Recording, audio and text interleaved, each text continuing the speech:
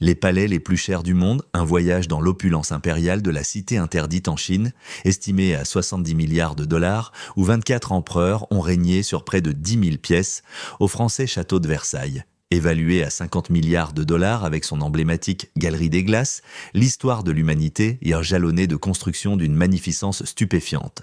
Certains palais sont si extravagants que leur valeur dépasse le produit intérieur brut, PIB, de nations entières. Nous parlons ici de milliers de pièces, d'œuvres d'art inestimables et d'un niveau de luxe inimaginable. Aujourd'hui, nous allons explorer les palais les plus chers du monde, chacun représentant une fortune, se chiffrant en milliards de dollars. La cité interdite, Pékin, Chine. Commençons notre périple au cœur de Pékin, lieu d'une structure que beaucoup considèrent comme le joyau de l'architecture palatiale, la cité interdite. Avec une valeur estimée à 70 milliards de dollars, ce n'est pas seulement le palais le plus cher au monde. Il est, selon toute vraisemblance, le complexe architectural singulier le plus coûteux jamais créé par l'homme. Mais pour comprendre pourquoi la cité interdite détient une valeur aussi phénoménale, il faut remonter le temps de plus de 6 siècles, jusqu'à la genèse de ce magnifique ensemble. Construite entre 1406 et 1420 sous la dynastie Ming, la cité interdite a servi de palais impérial à 24 empereurs pendant près de 500 ans. Elle fut le témoin de l'ascension et de la chute des dynasties, du flux et du reflux du pouvoir, et de la transformation de la Chine, d'un empire médiéval à une nation moderne. Le nom même, Zijincheng, ville pourpre interdite, évoque une histoire de pouvoir absolu et d'autorité divine. Pendant des siècles, toute intrusion non autorisée dans cet espace sacré était sévèrement punie. Ce n'était pas un simple palais.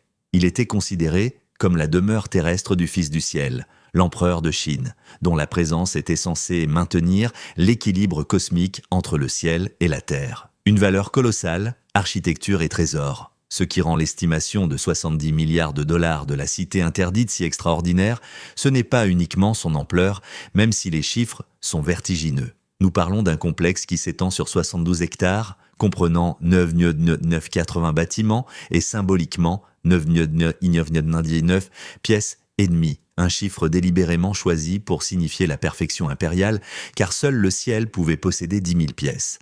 La seule valeur du terrain, situé dans le centre-ville de Pékin, où le prix du mètre carré peut atteindre 27 000 dollars, s'élève à environ 10,66 milliards de dollars. Mais c'est là que l'histoire prend toute son envergure. Le contenu de la cité interdite est évalué à plus de 50 milliards de dollars, ce qui en fait non seulement un palais, mais l'un des plus grands trésors artistiques et historiques du monde. Imaginez parcourir des couloirs où chaque surface est ornée d'artefacts d'une valeur inestimable, où des décorations en jade valant des millions de dollars sont exposées comme de simples ornements, où des tentures de soie, ayant nécessité des années de travail par des maîtres artisans, servent de papier peint. Le génie architectural de la cité interdite réside dans son incarnation parfaite des principes de conception traditionnels chinois. Chaque élément adhère à l'ancienne philosophie du Feng Shui, avec des bâtiments agencés selon un axe central précis qui reflète l'ordre de l'univers. La disposition symétrique qui organise les salles principales crée un sentiment d'harmonie que les visiteurs décrivent comme presque mystique.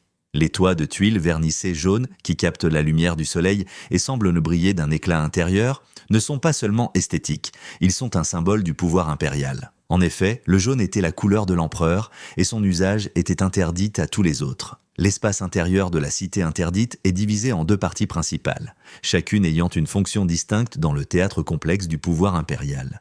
La cour extérieure pour les cérémonies d'État et la cour intérieure pour la résidence de l'empereur et de sa famille.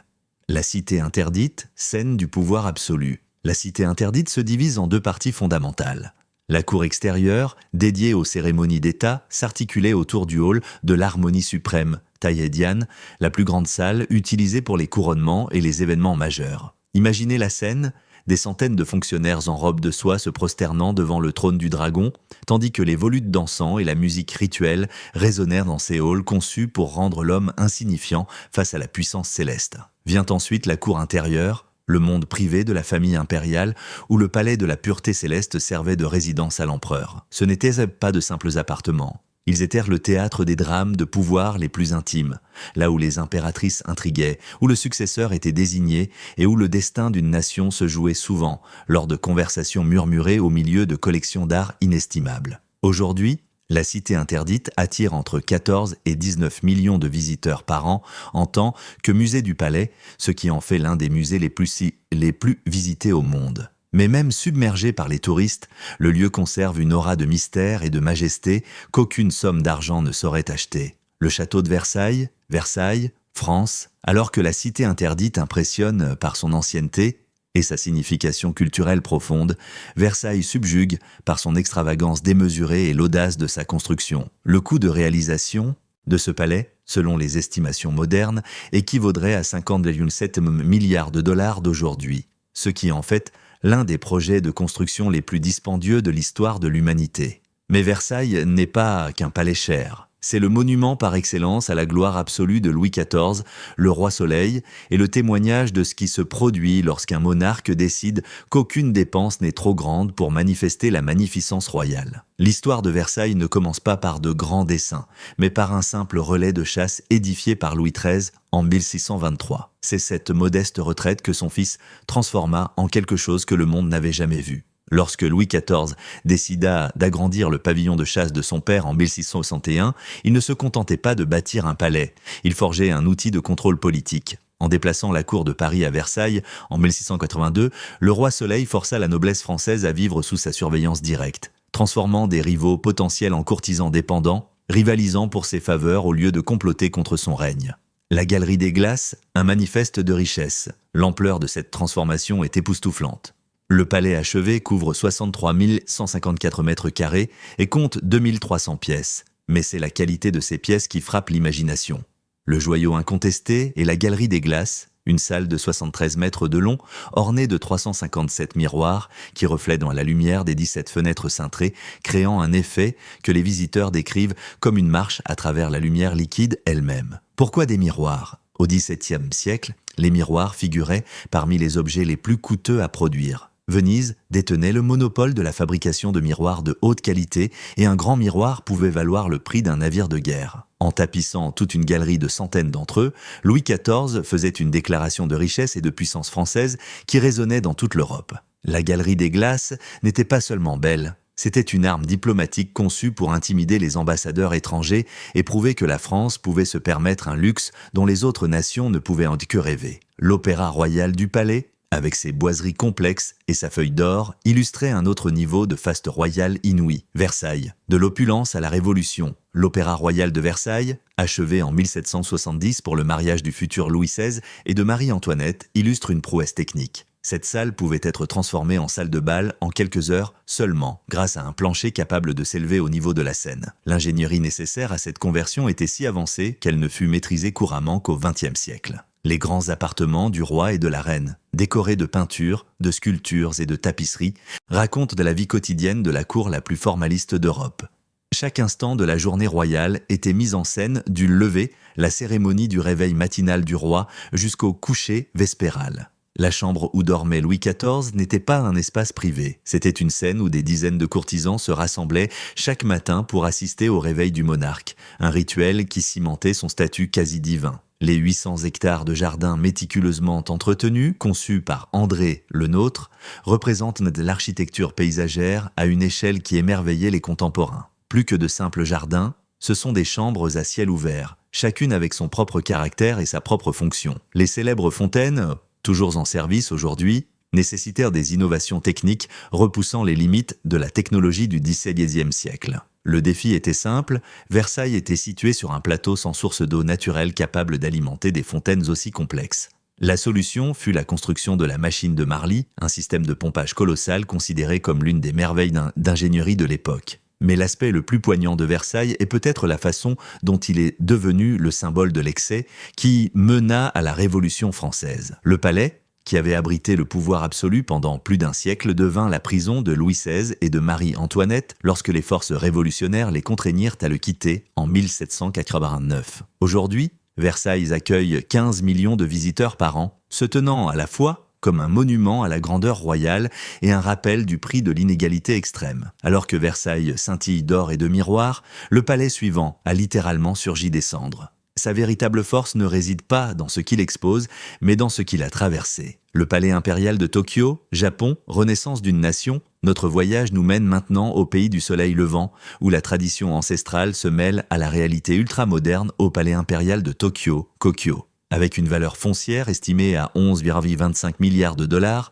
ce palais est une fusion fascinante de signification historique et d'économie urbaine contemporaine. Ce qui rend le palais impérial de Tokyo véritablement extraordinaire, ce n'est pas seulement sa valeur colossale. C'est l'histoire d'une identité nationale qui a survécu à une guerre dévastatrice, s'est transformée mais n'a jamais été brisée. L'histoire du palais commence à l'époque féodale lorsqu'il abritait le château d'Edo, la résidence du shogun Tokugawa qui régna sur le Japon pendant plus de 250 ans. Cependant, la transition d'une forteresse féodale à une résidence impériale est survenue avec l'une des convulsions politiques les plus dramatiques de l'histoire japonaise. Le palais devint la résidence impériale en 1869, après la restauration Meiji, qui transféra la capitale de Kyoto à Tokyo. Cela marqua la fin de l'ère des samouraïs et le début de la modernisation rapide du Japon. Le palais d'origine, une magnifique structure reflétant des siècles de tradition architecturale japonaise, fut détruit lors du raid aérien le plus dévastateur de la Seconde Guerre mondiale. Dans la nuit du 25 mai 1945,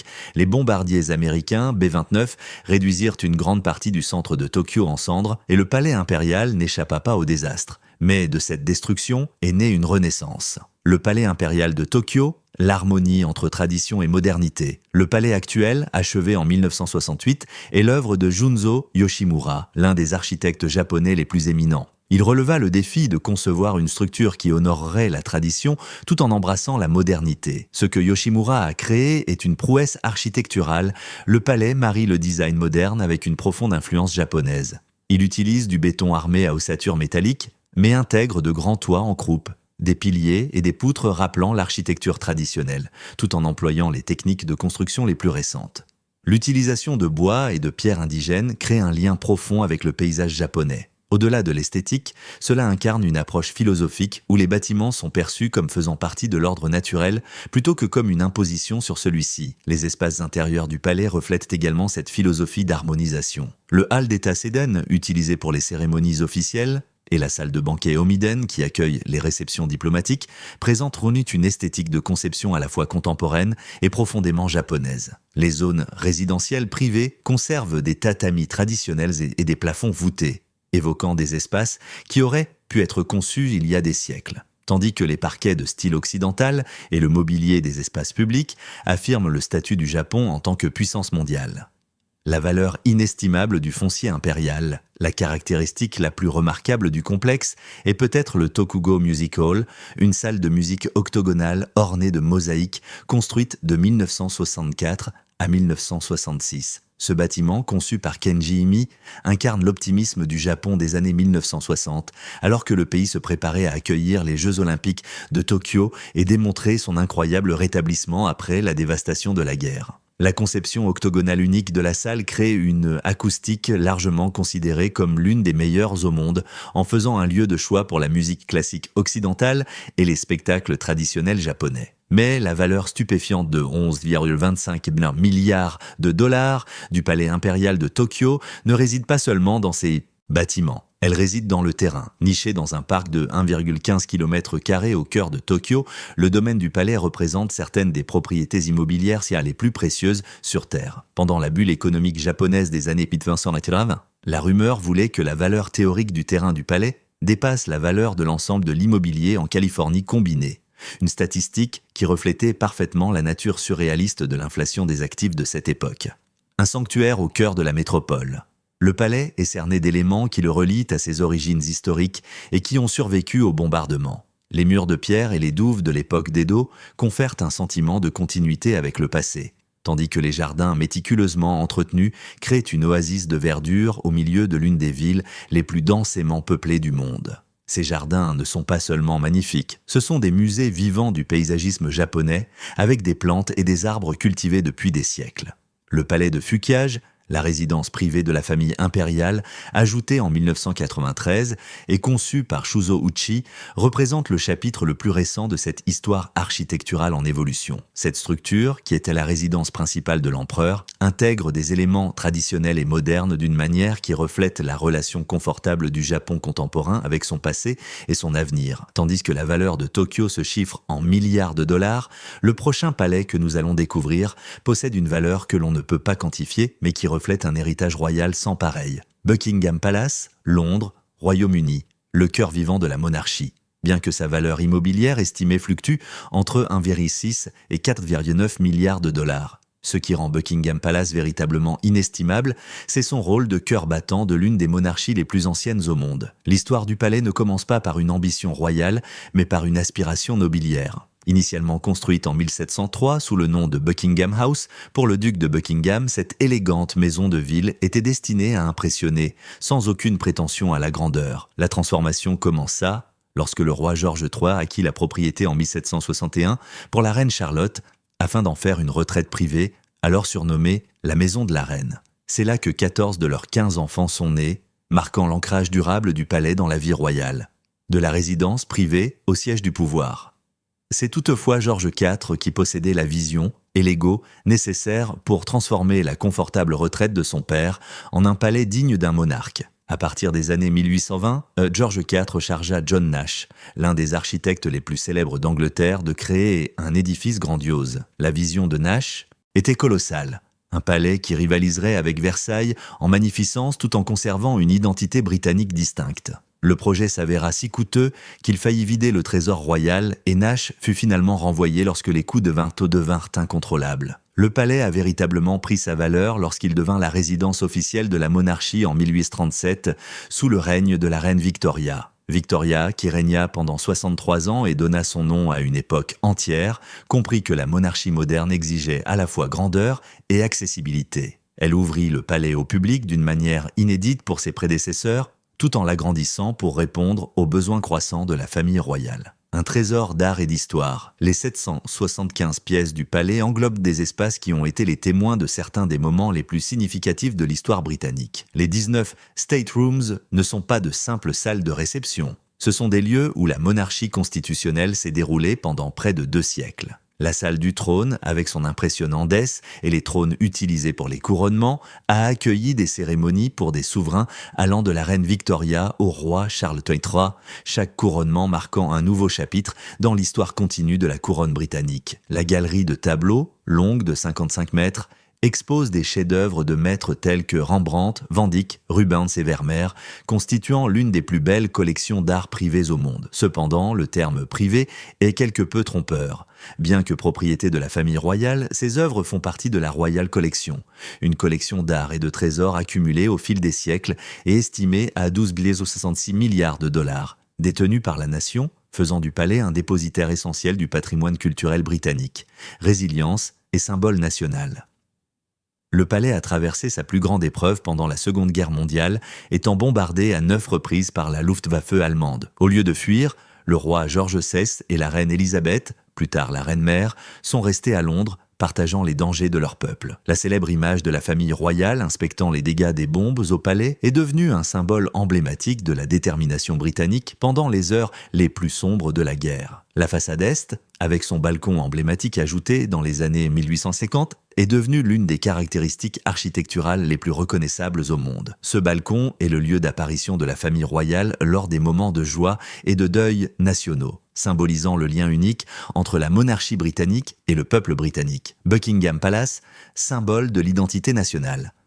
Du jour de la victoire en Europe, VU Day, aux mariages royaux, des jubilés aux funérailles.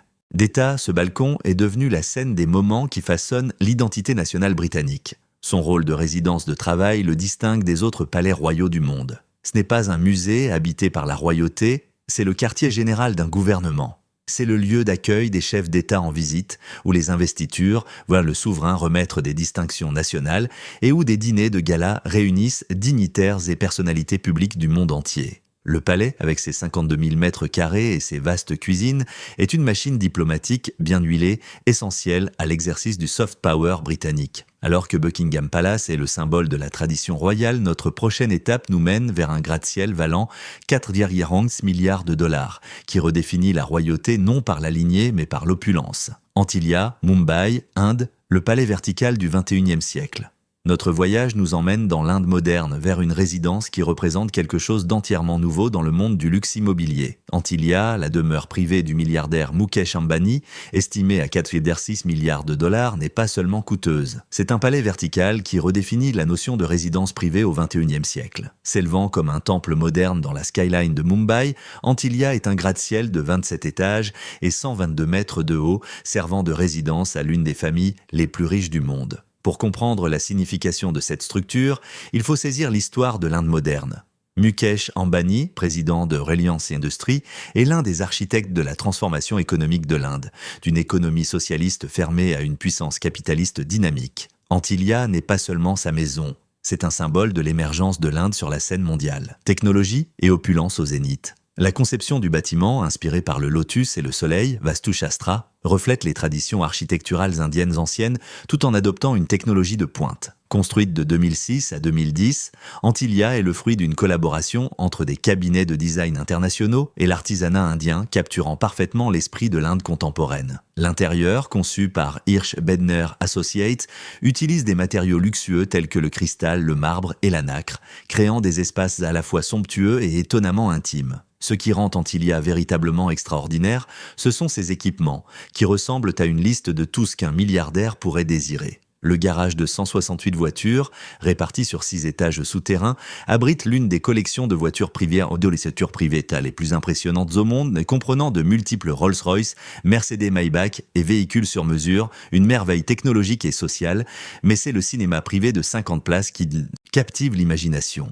Une salle rivalisant avec les meilleurs cinémas commerciaux du monde, où la famille Ambani peut projeter les derniers blockbusters de Bollywood ou d'Hollywood dans un confort et une intimité parfaits. La caractéristique la plus célèbre d'Antilia est peut-être la salle de neige qui génère des flocons artificiels. Dans une ville où les températures dépassent de souvent les 35 degrés Celsius, qui revient 15 degrés d'eau, une pièce qui peut produire un climat hivernal sur commande n'est pas qu'un luxe.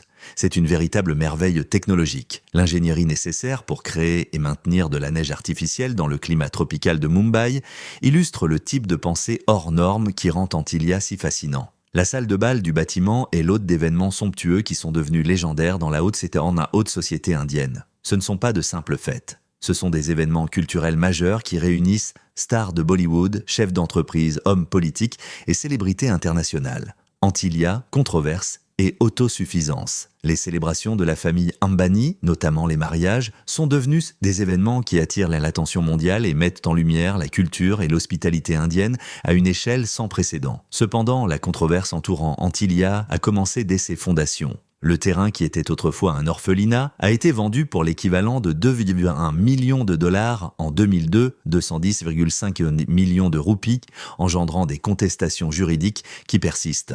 Les critiques estiment que la vente a violé les règlements en vigueur, tandis que les partisans soulignent que la famille Ambani a respecté toutes les procédures légales. Cette polémique reflète une tension plus profonde au sein de la société indienne concernant les inégalités de richesse et la responsabilité des ultra-riches. Mais Antilia est plus qu'une maison coûteuse. C'est une ville verticale conçue pour être entièrement autonome. Le bâtiment comprend de multiples piscines, spas, un centre de santé, un temple et des jardins en terrasse, créant une oasis suspendue au-dessus des rues animées de Mumbai. 9 ascenseurs à grande vitesse sont nécessaires, car les plafonds extrêmement hauts du bâtiment lui confèrent la hauteur équivalente d'un immeuble de 60 étages. De plus, 3 héliports permettent un transport aérien privé, contournant les embouteillages notoires de Mumbai. Les 6 derniers étages sont réservés aux appartements privés de la famille Ambani. Conçus pour résister à un séisme de magnitude 8 sur l'échelle de Richter et doté de systèmes de sécurité dignes d'un bâtiment gouvernemental, ce concept unique garantit qu'aucun étage n'utilise les mêmes matériaux ou la même disposition, offrant un sentiment de découverte et de surprise au fil de l'ascension. Si Antilia est le symbole du pouvoir individuel à l'ère des milliardaires, notre dernière étape est un rappel de ce qui se passe lorsque la richesse nationale est canalisée dans la tradition royale. Istana Nurul Iman, Brunei, le luxe suprême du pétrole, notre destination finale nous amène au petit mais incroyablement riche État du Brunei, où le palais du sultan représente l'expression ultime de la richesse pétrolière transformée en magnificence architecturale. L'Istana Nurul Iman, palais de la lumière de la foi, dont le coût de construction s'élevait à 1,4 milliard de dollars en 1984 et dont la valeur actuelle est estimée à 34 milliards de dollars, détient le record du monde Guinness du plus grand palais résidentiel au monde.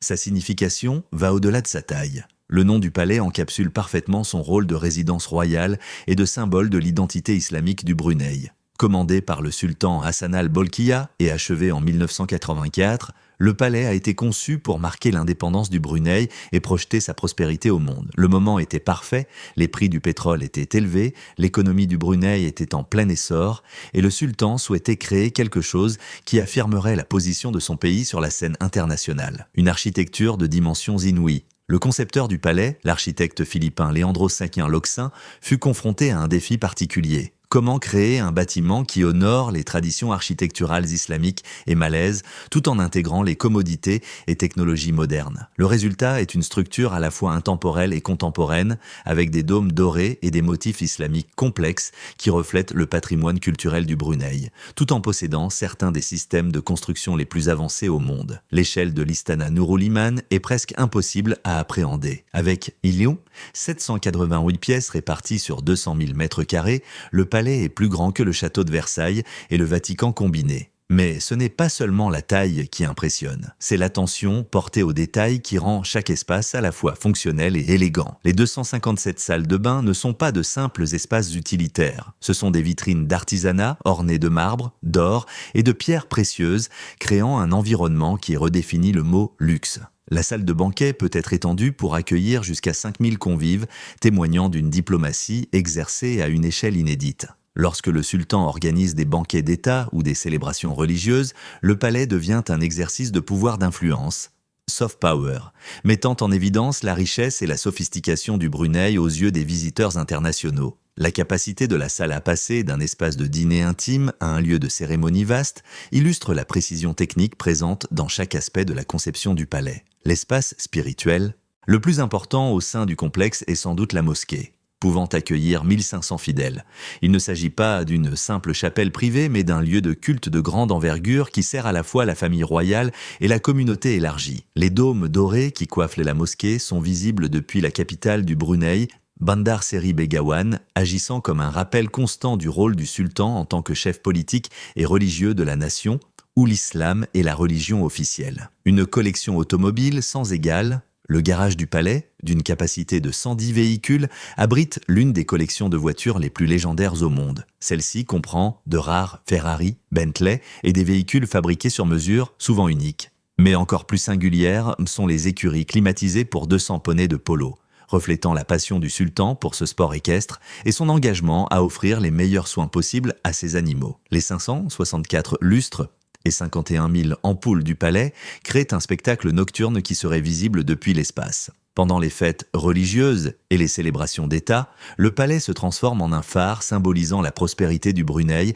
et le règne bienveillant du sultan. Le système électrique nécessaire pour alimenter ce spectacle est en soi une prouesse d'ingénierie, surtout compte tenu du climat tropical du Brunei et de la nécessité d'une alimentation fiable dans une région sujette aux intempéries extrêmes. Merci d'avoir suivi ce voyage à travers les palais les plus chers du monde. Si vous avez apprécié cette exploration de l'opulence, cliquez sur l'une des vignettes qui s'affichent à l'écran pour découvrir davantage de contenu sur des thèmes similaires.